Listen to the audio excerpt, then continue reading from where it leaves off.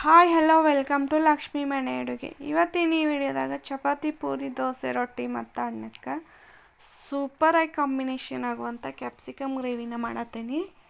ಈಗ ಇದನ್ನ ಹೆಂಗೆ ಮಾಡೋದಂತ ನೋಡ್ಕೊಂಬರೋಣ ಬರ್ರಿ. ನಾನು 3 ಕ್ಯಾಪ್ಸಿಕಮ್ನ ತೊಗೊಂಡು ವಾಶ್ ಮಾಡಿಕೊಂಡು ಅದರೊಳಗಿರೋ ಬೀಜ ಎಲ್ಲ ತೆಗೆದುಬಿಟ್ಟು ಕ್ಯಾಪ್ಸಿಕಮ್ನ ಸಣ್ಣಗೆ ಸ್ಲೈಸಾಗಿ ಕಟ್ ಮಾಡಿ ಇಟ್ಕೊಂಡೇನಿ. ನಾನಿಲ್ಲಿ 2ರಿಂದ 3 ಜನಕ್ಕೆ ಆಗುವಷ್ಟು ಗ್ರೇವಿನ ಮಾಡ್ಕೊಳಕತ್ತೀನಿ.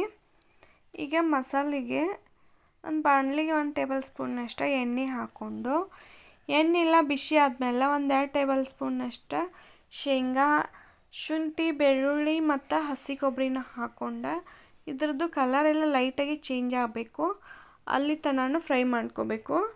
ಇಲ್ಲೇ ಹಸಿ ಕೊಬ್ಬರಿ ಬದಲಾಗಿ ಒಣ ಕೊಬ್ಬರಿನಾದರೂ ಯೂಸ್ ಮಾಡ್ಕೋಬೋದು. ನೋಡಿರಿ, ಇದ್ರದ್ದು ಕಲರ್ ಎಲ್ಲ ಲೈಟಾಗಿ ಚೇಂಜ್ ಆಗೈತಿ. ಈಗ ಇದನ್ನು ಒಂದು ಮಿಕ್ಸಿ ಜಾರ್ಗೆ ತಕ್ಕೊಂಡು ಇದನ್ನು ಆರಾಕಿಡಬೇಕು.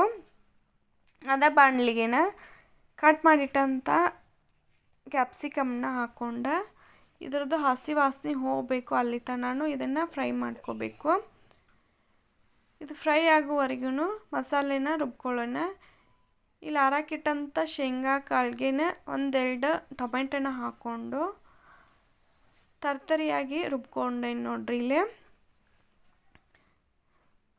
ಈಗ ಈ ಕಡೆಗೆ ಕ್ಯಾಪ್ಸಿಕಮ್ನು ಫ್ರೈ ಆಗೈತಿ. ಈಗ ಇದನ್ನು ಒಂದು ಪ್ಲೇಟ್ಗೆ ತಕ್ಕೊಂಡು ಒಗ್ಗರಣೆಗೆ ಹಾಕ್ಕೊಂಡ್ರೆ ಆಯಿತು.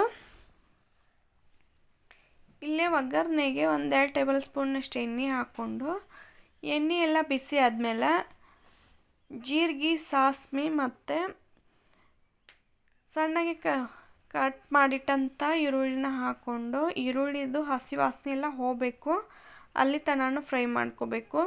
ಇದ್ರದ್ದು ಹಸಿ ವಾಸನೆ ಎಲ್ಲ ಹೋಗಿ ಕಲರ್ ಎಲ್ಲ ಲೈಟಾಗಿ ಚೇಂಜ್ ಆಗಬೇಕು, ಅಲ್ಲಿ ತನಕ ಫ್ರೈ ಮಾಡಿಕೊಂಡ್ರೆ ಸಾಕು. ಆದಷ್ಟು ಗ್ಯಾಸ್ ಉರಿನ ಮೀಡಿಯಮ್ ಫ್ಲೇಮ್ನಾಗ ಇಟ್ಕೊಂಡೇನ ಫ್ರೈ ಮಾಡ್ಕೋಬೇಕು.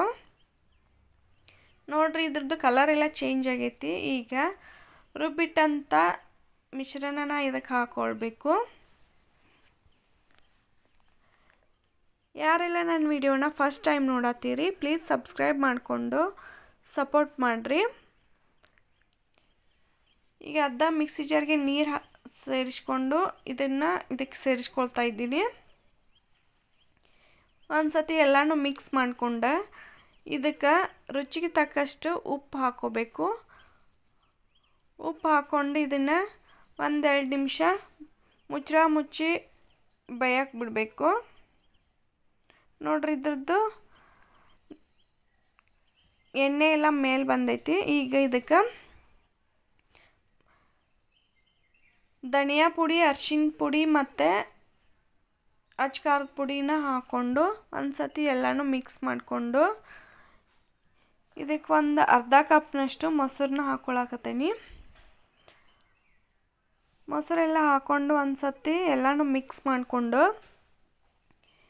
ಇದನ್ನು ಮುಚ್ಚಿ 1-2 ನಿಮಿಷ ಕುದಿಸ್ಕೋಬೇಕು. ನೋಡ್ರಿ, ಇದು ಕುದಿಯಾಕತ್ತೈತಿ.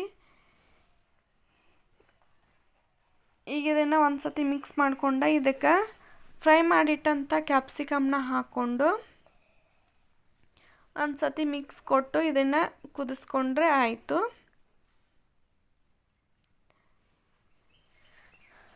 ಈ ರೆಸಿಪಿನ ಒಂದು ಸತಿ ಮನ್ಯಾಗ ಟ್ರೈ ಮಾಡಿ ನೋಡಿರಿ ಫ್ರೆಂಡ್ಸ್. ಟೇಸ್ಟ್ ಅಂತೂ ಸಖತ್ತಾಗಿರ್ತೈತಿ.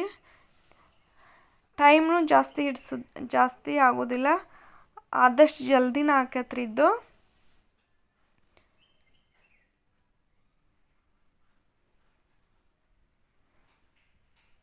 ಈಗ ಕ್ಯಾಪ್ಸಿಕಮ್ಗೆ ಮಸಾಲೆ ಎಲ್ಲ ಹೊಂದ್ಕೊಂಡೈತಿ.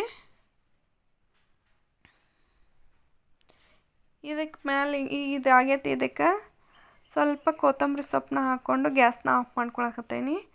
ಈ ವಿಡಿಯೋ ಇಷ್ಟ ಆದ್ರೆ ಒಂದು ಲೈಕ್ ಮಾಡಿರಿ, ಹಂಗೆ ಶೇರ್ ಮಾಡಿರಿ. Thank you for watching.